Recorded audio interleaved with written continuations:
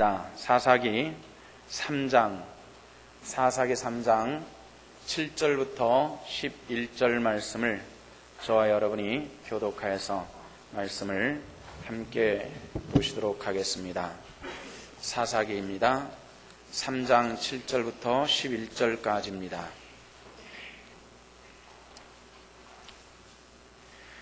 이스라엘 자손이 여호와의 목전에 악을 행하여 자기들의 하나님 여호와를 잊어버리고 바알들과 아세라들을 섬긴지라.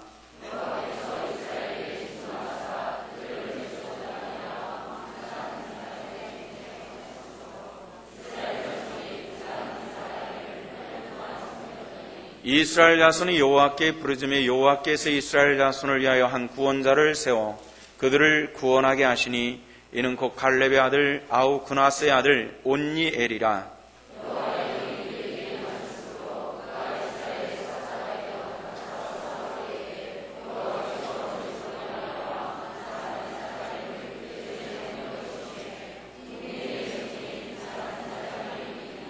함께 그 땅에 평안한 지 40년의 그나스 아들 온니엘이 죽었더라. 아멘.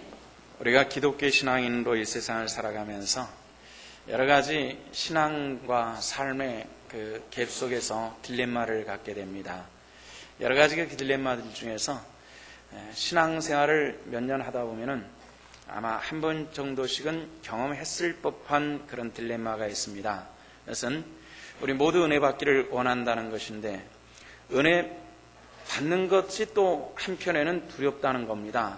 그것은 뭐냐면은 은혜를 사모하지만은 은혜를 받고 나면은 나는 없고 주님의 말씀만 있어서 오직 시간도 물질도 내 가정도 모든 삶이 내 것이 아닐 것만 같다라는 이런 생각입니다.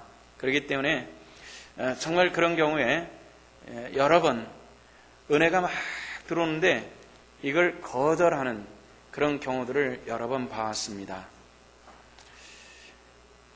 우리가 주 앞에서 신앙생활을 할 때에 진정 은혜 받기를 원하신다면 거절치 아니하고 하나님의 은혜를 감사로 받는 하나님의 권속들 되시기를 주 이름으로 부탁을 드립니다. 그 은혜 안에서는 우리가 지금까지 경험하지 못했던 또 다른 세상이 있고 또 우리가 지금까지 보지 못하고 경험하지 못했던 또 다른 기쁨과 은혜가 있기 때문에 거절할 이유가 없습니다. 받지 못해서 안타까울 뿐이지 하나님께서 주신 은혜가 우리 성도들 중에 충만하시기를 원합니다. 세상은 옛날에도 악이 있었고 오늘날에도 악이 있습니다. 그런데 그 악 속에서도 더 지극히 큰 악이 도사리는 그런 경우들이 있습니다. 이런 경우들, 이런 때를 성경에서는 이런 표현을 합니다. 악한 때다 이렇게 표현을 하죠. 악한 때가 있습니다. 그 악한 때에 또 하나님께서는 특별히 사람을 사용하신다는 겁니다. 악한 때 악하게 사용되는 사람이 있고요. 악한 때 하나님의 도구로 사용되는 사람도 있습니다. 워낙에는 하나님의 일들에 있어서 악한 도구가 아닌 선한 도구가 되어야만 합니다. 우리가 그렇게 되기를 원하는데 성경에서는 악한 때가 어떤 때냐 하는 이런 문제를 제시를 하는데요. 오늘 본문의 7절에 보면은 이런 얘기를 합니다. 이스라엘 자손이 여호와의 목전에서 악을 행하여 자기들의 하나님 여호와를 잊어버렸다. 이렇게 얘기를 합니다. 하나님의 목전에서 악을 행하였는데 여호와 하나님을 잊어버렸고 이렇게 얘기를 하고요. 그 다음에 그 뒤에 뭐라 하냐면은 바알들과 아세라를 섬겼다. 이렇게 이야기를 합니다. 이런 시대가 악한 때입니다. 하나님의 사람들이 하나님을 잊어버리고 은혜를 잊어버리고요. 악한 것을 쫓아 사는, 우상을 쫓아 사는 이것을 악한 때다. 성경 그렇게 정의를 내려놓고 있습니다. 성도들에게 부탁하는 것은 우리가 이 세상을 살면서 어떤 악한 때가 임할지라도 여호와를 잊어버리는 것이 아니라 더욱 여호와를 붙잡아 쫓아가는 그런 하나님의 권속들 되시기를 주 이름으로 부탁을 드립니다. 사사기 시대가 이런 악한 시대였습니다. 사사기 전반을 걸쳐서 보면요, 이스라엘 백성들의 마음이 중심을 잊어버리고 맙니다. 중심을 잊어버리니까 사람이 정함이 없습니다. 하나님을 찾을 때는 참 신앙인 같은데 하나님을 또 잊어버리고 우상을 따라가고요. 또 그러다가 하나님의 징계가 있으면은 또 하나님 편으로 또 왔다가 또 이쪽으로 갔다가 이쪽으로 마치 쾌종시계가 쾌종시계 그 추가 왔다 갔다 하는 것처럼 왔다 갔다 하는 이런 모습을 봅니다. 악한 시대, 사사시대를 우리는 악한 시대라 이렇게 얘기를 하는데요. 그 악한 시대의 성도들의 특징은 마음에 정함이 없습니다. 그 정함이 없다는 것은 영적인 주인이 그 삶을 주장하고 있지 못한다라는 이런 의미를 갖기도 하는 그런 내용입니다. 자, 이 악한 시대의 사람들에 보니까 하나님께서 어떻게 하셨냐면은 하나님께서 이스라엘 백성들을 향해서 진노하셨다. 이렇게 성경은 말씀을 해주시고 있고요. 사사기 2장 15절의 말씀에서는 이 시대의 사람들이 하나님으로부터 여호와의 손이 그들에게 재앙을 내리매 이렇게 성경은 기록을 해주고 있습니다. 재앙이라고 하는 것이 어떤 것이냐면은 자연적 재앙이라든지 또는 이방인의 침입을 통해 가지고 고난을 당한다든지 아니면 유행병을 통해 가지고 많은 어려움을 겪는 이것을 재앙이라 이렇게 이야기를 합니다. 물론 하나님께서 우리를 사용하시고자 하셔서 불과 같은 연단을 하실 때도 있기는 합니다. 그러나 우리가 일반적으로 내가 이렇게 어려움을 당할까? 지속적으로 왜 이렇게 힘든 일을 당할까? 이런 생각이 들거든 한번 내 자신의 신앙을 깊이 한번 돌아보시기를 바랍니다. 어딘가 발견되는 문제가 있을 것입니다. 마음의 정함이 없이 우리가 마치 시계추처럼 왔다 갔다 하는 겁니다. 정함이 없습니다. 영적인 정함도 없고 그런 정함이 없이 흔들리는 이 상태가 우리들의 신앙적으로 굉장히 위험하고 어려운 때인 것을 알아야만 합니다.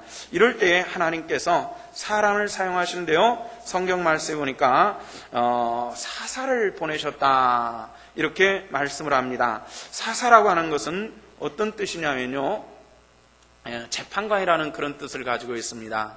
제가 아주 어렸을 때 성경에는 이 사사기를 뭐라 표현하냐면 판관기라 이렇게 쓰여져 있었어요. 판관기. 판관이라고 하는 것은 뭐죠?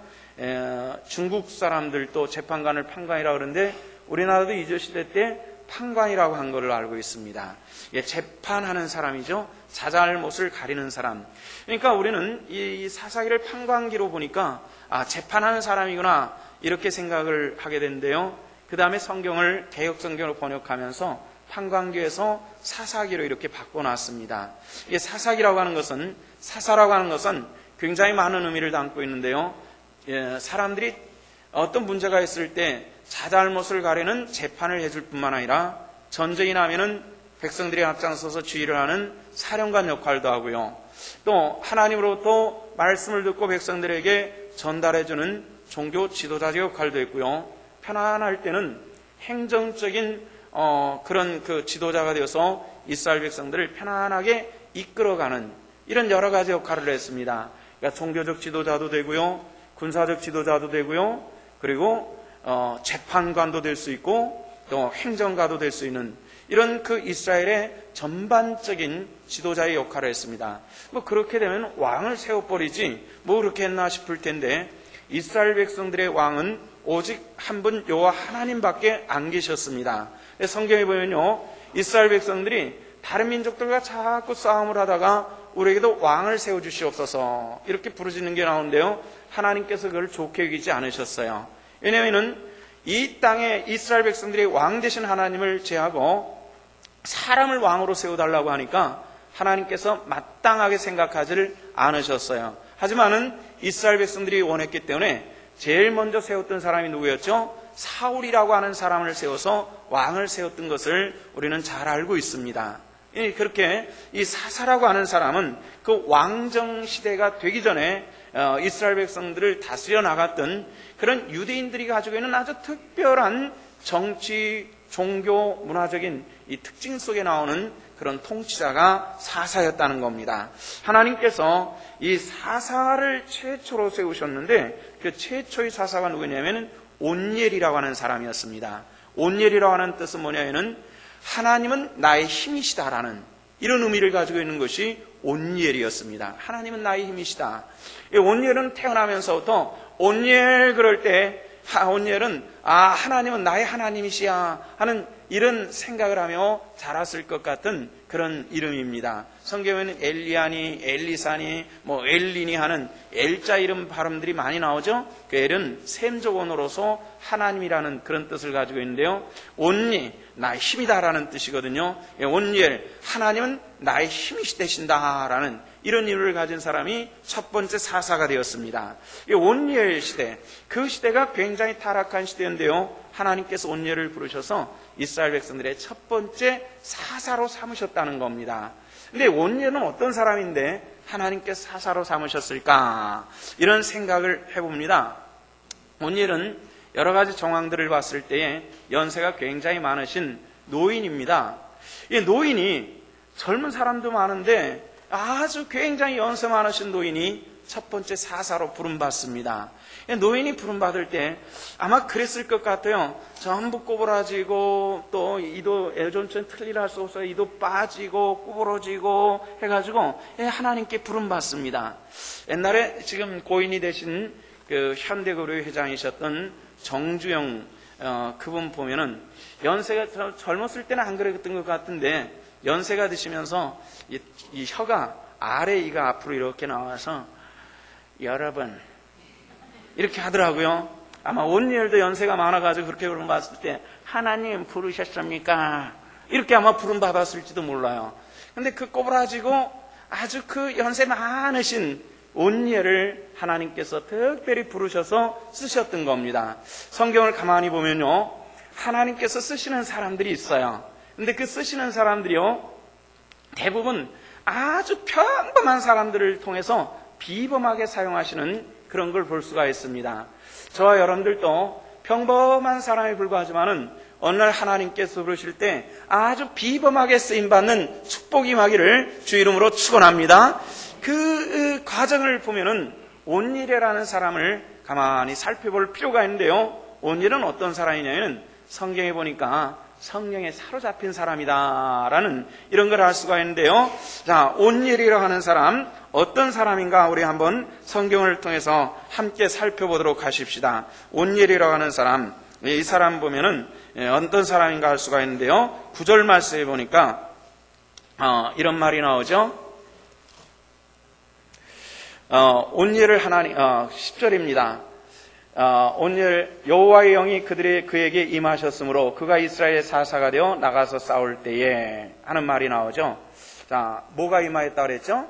여호와의 영이 누구에게요? 온니엘에게 임하였다 이렇게 말씀을 했어요. 자, 이렇게 타락한 사람들에게 하나님께서 그냥 두지 않으셨어요. 이 사사기 이전에 여호수아가 이스라엘 백성들을 이끌고 갔을 때가 있는데 여호수아는 결단의 사람이었어요.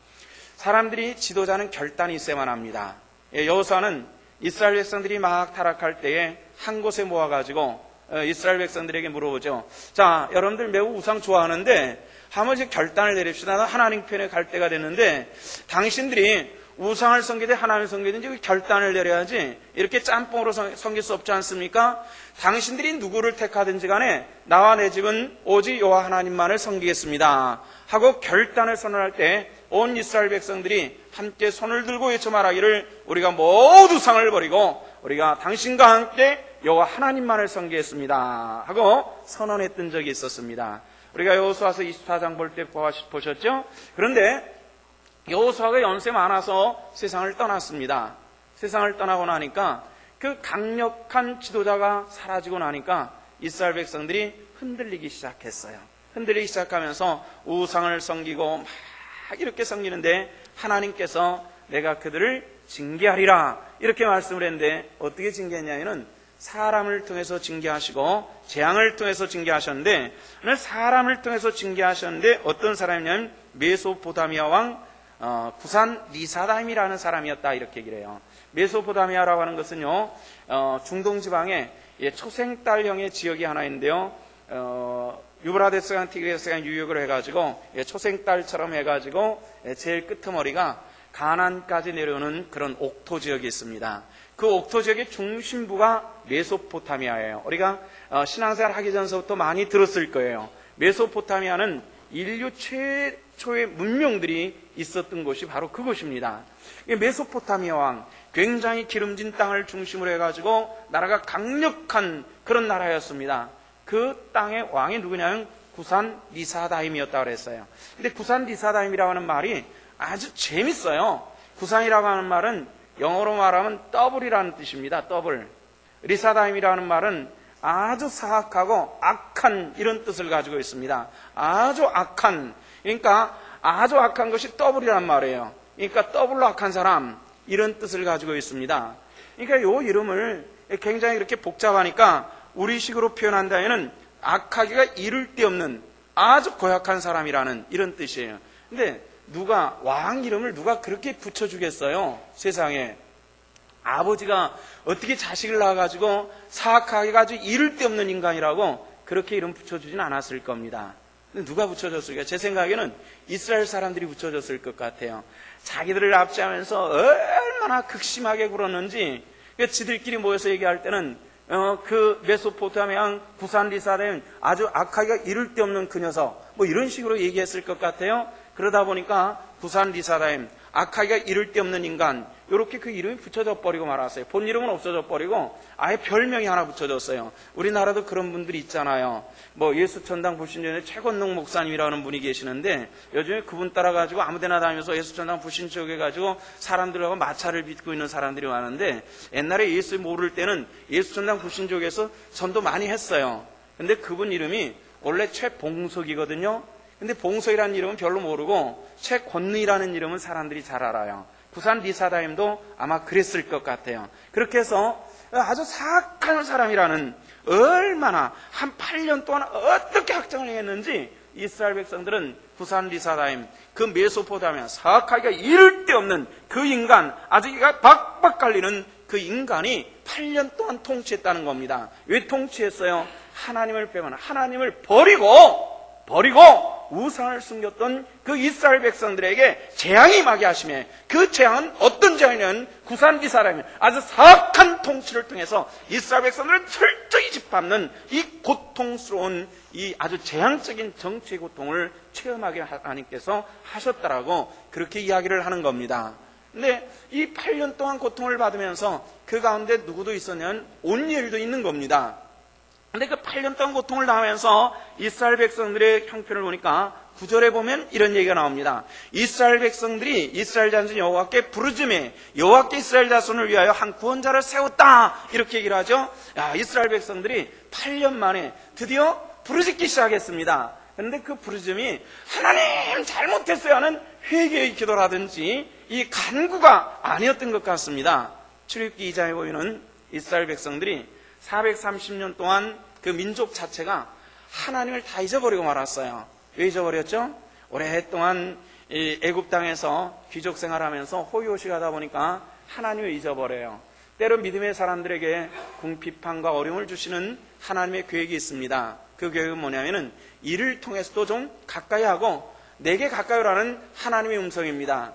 다시 말해서 얻어 터지고 오는 사람도 있고 편안할 때 오는 사람들도 있습니다. 얻어맞고가 아니라 평안할 때 주님께 무릎 꿇고 기도할 수 있는 우리 신성의 권속들 되기를 부탁을 드립니다. 이스라엘 백성들이 하나님께 아니라 부르짖었습니다.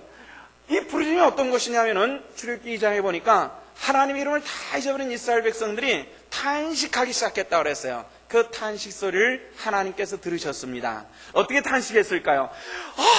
그 매일마다 벽돌을 만들고 노역에 힘쓰면서 아이고 죽겠네, 허리 아파 죽겠네, 다리 아파 죽겠네, 아이고 누가 좀 쉬게 하죠, 막 죽겠다라고 하는 그 소리도 하나님께서 들으시더라는 겁니다. 하나님의 이름을 모르는 사람들이 어떻게 하나님께 부르짖을 수 있겠어요? 근데 이스라엘 백성들이 부르짖는 소리가, 그 부르짖는 기도 소리가 아니었단 말이에요. 이 소리는 탄식과 고통의 소리예요. 아이고 죽겠네, 아이고 죽겠어 하는 그 소리도 하나님께서 들으시고 계시더라는 겁니다. 성도 여러분들, 우리의 가늘한 신음소리까지 귀 기울이시는 하나님이심을 기억하시기를 바랍니다. 우리가 아이들을 데리고 놀이공원에 간다고 한번 생각해 보십시오. 이제 아이가 서너 살 돼가지고 천방지축 뛰어다니고 오랜만에 뭐 짐승도 있고 놀이기구가 있는 게니까 아이가 막 그냥 엄마 손잡는 것은 둘째고 사람들이 한인데 불구하고 이 아이가 막 그냥 뛰어다니면서 천방지축다는 겁니다. 엄마가 손잡으면 손놓으라고 막 잡으면 막 떼쓰고 울고 이러니까 할 수 없이 놔주는 거예요. 어쩔 수 없지 않습니까? 이런 경우에는 할 수 없이 놔줘요. 할 수 없이 놔주는데 엄마는 어떻게 하죠? 아이 뒤통수를 향해서 눈초리가 떠나지 않고 계속 쫓아간다고요. 그러다가 동물이 있는 우리에 들어가려고 막 기어 들어가려고 하는 그 순간 어떻게 하죠? 뒷덜미를 탁 잡아가지고 끌어당긴단 말이에요. 그럴 때 아이는 또 올 수밖에 없을 거예요. 여러분들, 우리 하나님께서 우리가 어떤 경우에도 하나님의 그 은혜의 시각은 나를 향하여 있다는 사실들을 여러분들 기억하시기를 바랍니다. 430년 동안 잃어버린 그 하나님께서 430년 동안 이스라엘 백성을 잊어버렸을지라도 하나님의 눈초리는 이스라엘 백성들을 향하여 있었고 하나님의 귀는 그들을 향해서 열려 있었다는 거죠. 이제 이스라엘 백성들이 사사기 말씀에서도 여호와께 부르짖을 때 하나님께서 그 음성을 듣는 귀를 여시고 그 소리를 들으시고 한 사람을 보내셨는데 그 사람이 온니엘이었다라고 성경은 우리들에게 말씀을 해주시고 있는 것입니다. 이제 온니엘은 어떤 사람일까요? 온니엘은 성령의 사람이었습니다. 오늘 성경 말씀에 보니까 10절에 그런 말씀이 나옵니다. 여호와의 영이 그에게 임하셨으므로 누구에게 임하였냐면은 온니엘에게 임하였다. 성경은 우리들에게 그렇게 말씀을 해주시고 있는 겁니다. 성도 여러분들, 여호와의 영, 성령이 우리 성도들에게 권능으로 임하시기를 축원합니다. 근데 성령이 어떤 분이란 말이죠? 성령이, 저는 확신하기는 최소한 예수 그리스도를 주로 영접한 사람들에게는 성령의 은혜가 함께 하신 줄로 믿습니다. 그 증거가 무엇입니까? 예수를 주라 시인하는 것은 성령으로 말미암지 않고는 할 수가 없다라고 그랬습니다. 여러분들 예수 그리스도를 주로 영접하셨습니까? 그렇다면 그 사람 안에는 이미 성령의 은혜가 함께 하신다는, 내가 우리 자유로 하는 것이 아니라 성령의 내 안에 감동을 통해서 예수를 주라 시인할 수 있는 은혜를 베풀어 주신 겁니다. 아니, 그거 당연한 거 아닙니까? 예수를 주라, 교회 나온 사람들이 예수를 주라 시인한 거, 그거 쉽지 않습니다. 처녀가 잉태해서 애 낳았대요. 믿을 수 있습니까? 사람이 죽었다가 다시 살아났대요. 믿을 수 있습니까? 한 여자가 잉태한 그 아이가 사람의 아이가 아니라 하나님의 아들이래요. 이걸 여러분들 믿습니까? 믿습니까? 믿기 어려운 얘기잖아요. 그런데 우리는 이 기가 막힌 사실들에 대해서 믿는다라고 얘기하고 있습니다. 이걸 누가 믿게 만들었냔 말이에요. 내 안에 역사하시는 성령께서 그렇게 함께 하신 줄로 믿습니다. 그런데 그럼 우리 안에 성령이 있네요. 그런데 성령이 우리 안에 임하는, 예수를 주로 영접하게 하는 것과 권능으로 함께 하시는 것과는 개념적으로 좀 틀리다는 말이에요. 성령이 내게 임하셔서 나로 하여금 예수를 주로 영접하게 하시는 것은 하나님의 절대적인 구원의 역사를 통해서 이루어지는 것입니다. 그러나 이제 하나님의 권능의 사람이 되어서 하나님의 일꾼으로 쓰임받는다고 하는 이 개념은 또 다른 것이라는 겁니다. 성령의 사람은 권능이 임하는 겁니다. 우리 주님께서 이 땅을 떠나시면서 내가 가면은 너에게 성령이 임할 것이다, 성령이 임하면은 너희들의 권능이 임할 것이다, 이렇게 말씀을 했습니다. 바로 그 영적인 파워입니다. 이 권능이, 이 성령의 힘, 성령의 권능, 성령의 능력이 우리 성도들 가운데 함께 하시기를 주 이름으로 부탁을 드립니다. 근데 그렇게 하고 싶어요. 그런데 안 돼요. 어떻게 하면 좋을까요? 성경은 야고보서 4장에서 이런 말씀을 우리에게 말씀을 해주시고 있습니다. 뭐라 말하면 하나님을 가까이 하라, 그리하면 너희를 가까이 하시리라, 이렇게 말씀을 했습니다. 하나님을 가까이 하시기를 바랍니다. 하나님을 가까이 하십시오. 오늘 예배당에 나오는데 억지로가 아닌 정말 주의 백성으로서 감사와 이 예배의 기쁨으로 하나님께 가까이 하는 심령으로 우리 주님 앞에 나왔다면 우리 하나님께서 여러분들을 가까이 하시는 주 은혜로 함께해 주실 줄로 믿습니다. 하나님의 말씀을 가까이 하십시오. 기도를 가까이 하십시오. 믿음의 형제들을 가까이 하십시오. 믿음의 일들을 가까이 하십시오. 우리가 양념 찍듯이 신앙생활하는 것이 아니라 이것이 내 삶이 되어주는 하나님의 사람들 되기를 원합니다. 이것이 하나님을 가까이 하는 것입니다. 그 다음에 야고보서 4장 8절에서 무엇라 말씀하셨냐면은 죄인들아 손을 깨끗이 하라 이렇게 말씀을 했습니다. 손을 씻으라는 얘기가 아닙니다. 이 말의 뜻은 사람이 범죄하는 것이 손에 있기 때문에 범죄하지 말라, 악행을 하지 말라, 이런 뜻입니다. 하나님을 가까이 하십시오. 그리고 악행을 하지 마십시오. 그리고 그 뒤에 뭐라 말씀하셨냐면은 두 마음을 품은 자들아 마음을 성결케 하라 이렇게 말씀을 했습니다. 마음이 두 가지가 아니라 왔다 갔다 나요. 시계추처럼 이리 오면 이쪽이고 저쪽으로 가면 저쪽입니다. 이럴 때 성령의 권능이 임하지 않는다라는 그런 뜻입니다. 야고보서 4장 8절을 다시 한번 말씀드리면 하나님을 가까이 하십시오. 그러면 하나님이 우리와 함께 하실 줄로 믿습니다. 손을 깨끗게 하십시오. 범죄치 마십시오. 악행을 하지 마십시오. 그 다음에 두 마음이 갈라진 마음이 있거든 마음이 하나로 성결케 하고 하나님 앞에 설 때에 하나님의 권능이 저와 여러분들 가운데 함께 하실 줄로 믿습니다. 이것이 성도의 영적인 모습입니다. 온예력은 성령이 임하였다. 하나님의 영이 임하였으니 이렇게 말씀을 해요. 하나님의 영이 임할 때에 하나님의 일들을 감당하는 사람으로 쓰임받았다라고 성경은 우리에게 말씀해 주시는 겁니다.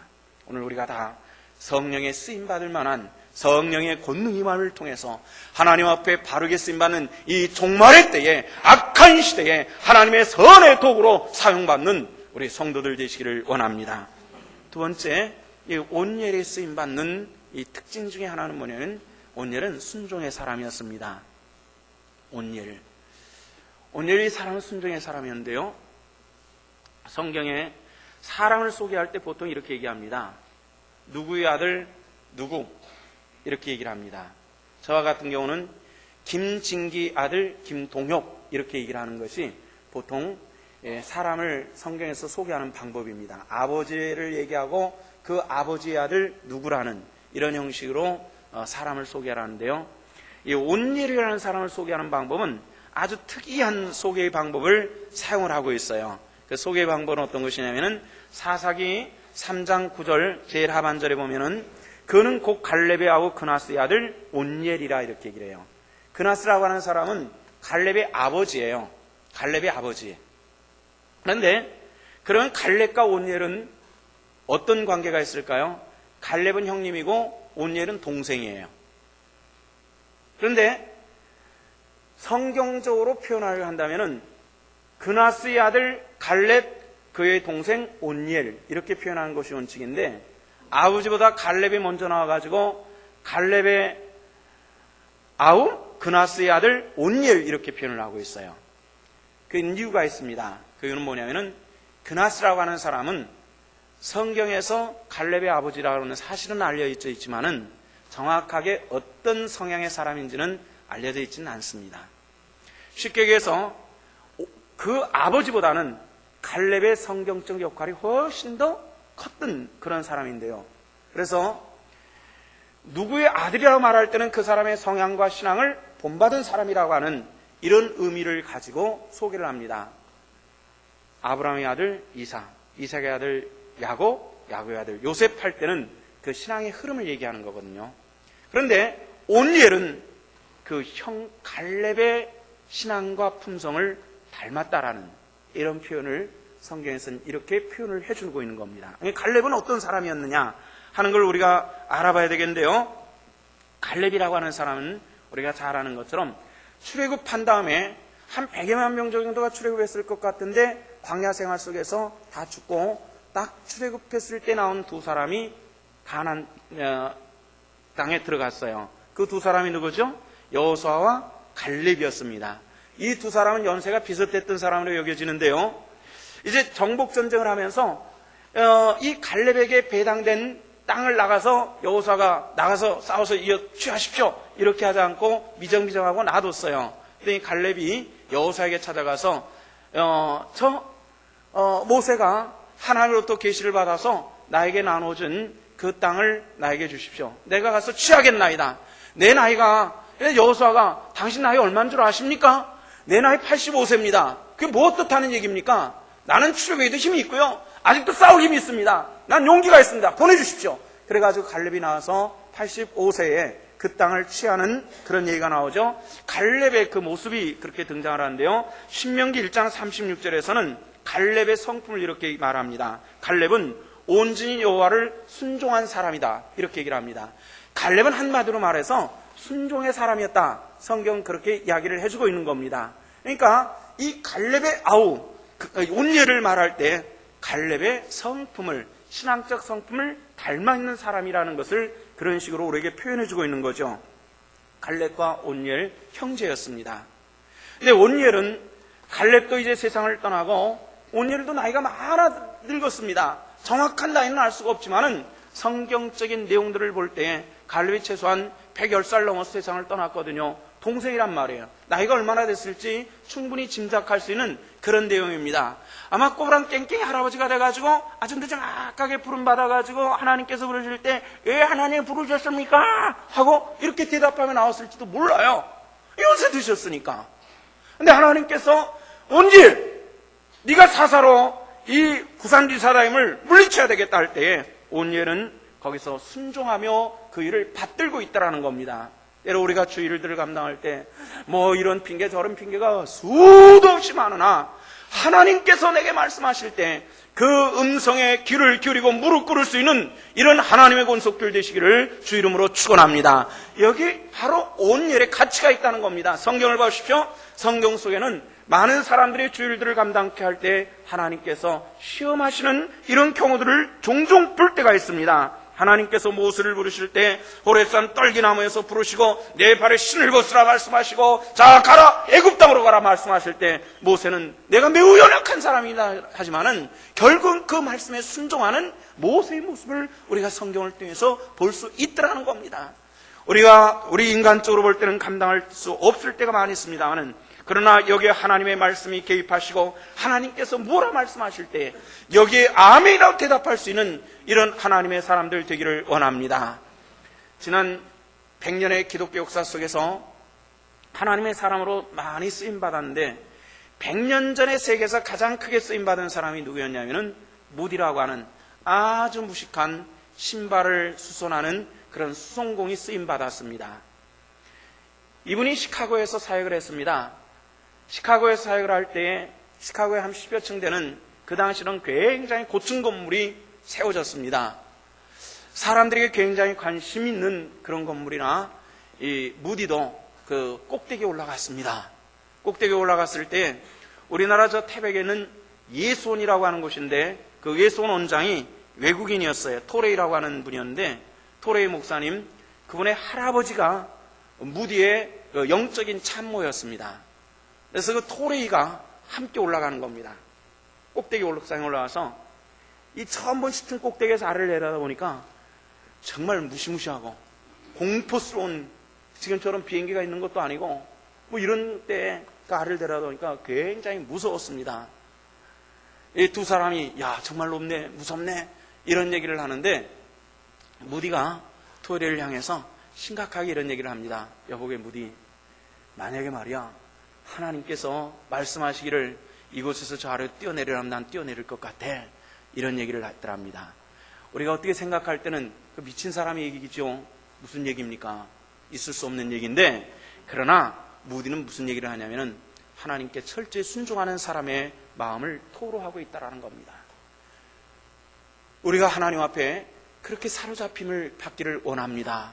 그렇게 됐으면 좋겠습니다. 하나님 앞에 하나님 그거 아닌 것 같은데요, 그 생각 틀린 것 같은데요, 내 경험은 이런 것인데요, 이것이 아니라 하나님 말씀하옵소서, 내가 하리라는 이 온예의 마음이 그렇게 갈렙을 통해서 우리들에게 전해지고 있다는 것입니다. 우리가 주 안에서 그런 순종의 사람들 될 수 있기를 부탁을 드립니다. 온예는 희생의 사람이었습니다.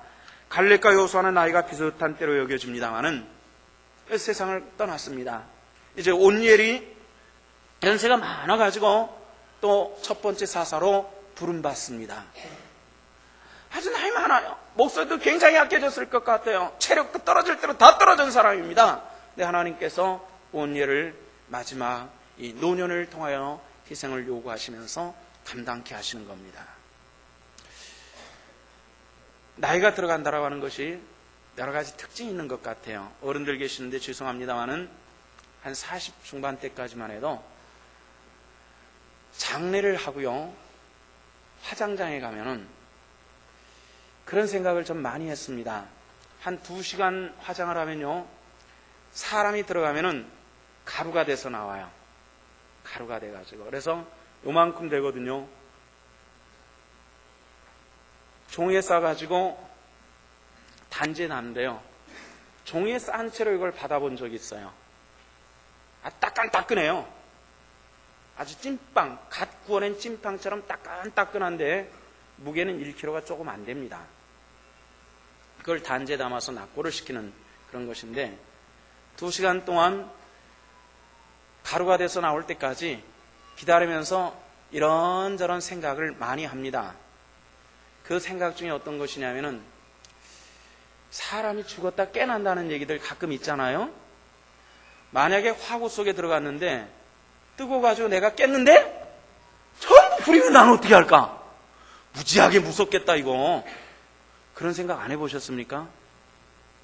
어르신들 해보셨나요? 무지하게 무서울 것 같아요.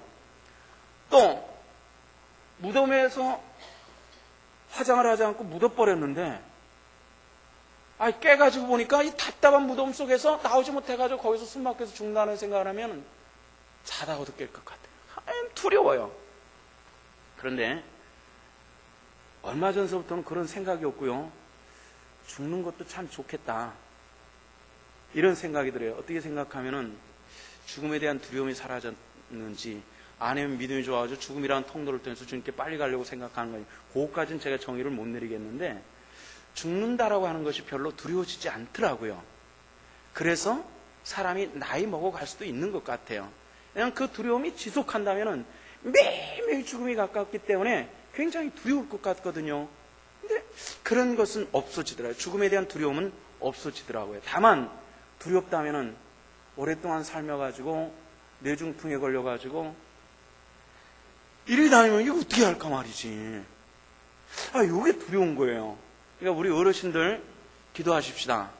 자다가 가시도록. 여러분들 위해서 그렇게 저도 기도할게요. 주무시다 가십시오. 이게 제일 축복된 거니까. 얼마나 좋아요. 온예는 연세 많이 들어가지고, 사람들이 연세가 들면은 뭐 주식을 할까, 돈 벌러 나갈까, 집을 팔고 사가지고 좀 불릴까, 이런 생각들 별로 없잖아요. 나머지 삶은 좀 편안했으면 좋겠다. 자식들도 좀 편안했으면 좋겠고, 마음이 걱정, 근심이 좀 없이 살다가 좀 죽었으면 좋겠다. 이런 생각들이 많이 드신다 그래요. 연세 드시면 드실수록. 그렇죠? 여러분들의 부모들이 그런 생각입니다. 좀 편안하게 들으시기를 바랍니다. 이게 효도입니다. 온열도 연세가 많아가지고 이제 편안한 죽음을 기다릴 때 하나님께서 부르시는 거예요. 자, 온열 마지막 희생 좀 해봐라. 온열이 뛰어든단 말이에요. 하나님의 일들은 희생의 사람을 통해서, 순종의 사람을 통해서, 성령에 사로잡힌 사람을 통해서 이루어지는 줄로 믿습니다. 그것이 우리의 신앙이 되어야만 합니다. 마지막 때까지 무의미하게 왔다 가는 생명은 없습니다. 주님께서 참새만의 두화산에 팔리는 한이 있다 할지라도 하나님의 뜻이 아니면은 땅에 떨어지니 생명체는 하나님의 것이야, 이런 뜻입니다. 하나님의 너일까 보냐? 들에 나는 그 들풀도 봐라. 하나님께서 먹이시고 입히시고 하는 게 아니냐 말이지. 우리 모든 삶을 주관하신 분이 하나님이신 줄로 믿고요, 내 삶의 여정 속에서 하나님의 부르심이 응답하며 하나님 앞에 쓰임받을 수 있는 그런 은혜의 사람들 되기를 원합니다. 그냥 우리가 이렇게 무의미한 삶이 이루어져서는 안 되겠단 말이죠. 마지막 때까지 내가 오늘 밤에 주님의 부름 받는다 할지라도 오늘의 가치 있고 하나님께 쓰임받을 수 있는 그런 하나님의 권속들 되시기를 주 이름으로 축원합니다. 기도하십시다. 아버지의 은혜를 감사합니다. 오늘 또 주의 부르심과 은혜를 따라서 주 앞에 나와 예배할 때 말씀 듣습니다. 우리 귀가 주를 향해 열려 있도록 은혜 베푸심을 감사드립니다. 여호와여, 오나옵고 간구하오니 오늘 또 우리가 주 안에서 성령이 끌림 바되고 정말 말씀에 순종한 바되고 우리가 주 영광을 위해서 희생한 바되어 하나님의 큰 일꾼들 되는 귀하신 주 은혜로 역사하여 주시옵소서. 감사를 드리며 우리 구주 예수 그리스도 이름 받도록 기도하옵나이다. 아멘.